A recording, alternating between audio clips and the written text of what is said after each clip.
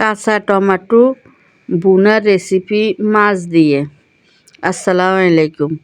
এই জায়গার মধ্যে আমি 6টা টমেটো লইছি, এগুলারে কুটি কাটি রেডি করে লইলাম। রান্নার লাই লাগবো আপনার টমেটো, কাঁচামরিচ, পেঁয়াজ ফালি আর হচ্ছে আপনার লইলাম মাছ। কড়াই বসাই দিলাম, চুলা দিয়ে দিলাম পরিমাণ মতো তেল। 2টা পেঁয়াজ কুচি করে দিলাম। দেওয়ার পরে এগুলারে একটু ভাজি নিলাম, এরকম কড়া ভাজদার একটু ভাজি নেওয়ার পরে জায়গার মধ্যে হাফ চামচের মতো রসুন দিলাম।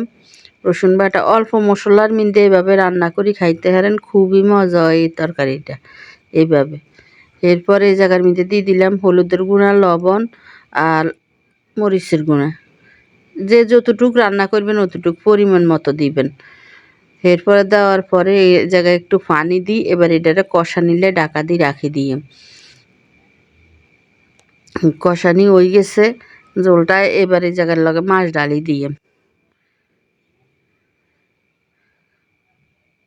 অনেকেই তো অনেকভাবে খাইছেন, অনেকে ভাজি করে খাইছেন, অনেক রকম রেসিপি করে খাইছেন। এইভাবে একবার হইলেও রান্না করি মাছ দিয়ে খাইছেন, খুবই মজা লাগে। অনেকে আছে বলে কি এগুলা বলে কষ কষ লাগে রান্না করলে, কষ টস কিচ্ছু থাকবো না। এইভাবে একবার রান্না করি খাইছেন। এরপরে মাছগুলা উডা হালাইলাম, উডাই আপনার টমেটো আর কাঁচামরিচগুলা দিয়ে দিলাম। দিয়ে এগুলারে ভালো করে লাড়ি সাড়ি ঢাকা দিয়ে রাখি দিলাম। এগুলা একটু কষানি হয়ে গেছে। এবার উডা হালাইম ঢাকা।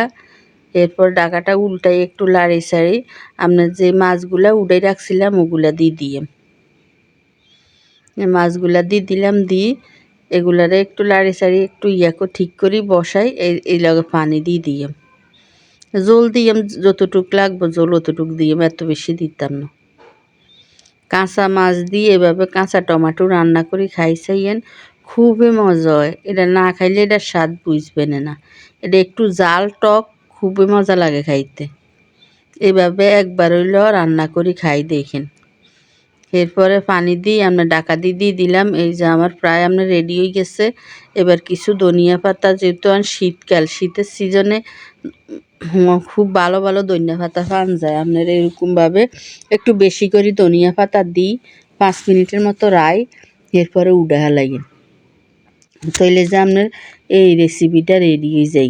যদি আপনার কাছে এই কাঁচা টমেটোর বুনার রেসিপিটা ভালো লাগে, একটা লাইক, কমেন্ট, শেয়ার, সাবস্ক্রাইব করে দিয়েন। আসসালামু আলাইকুম।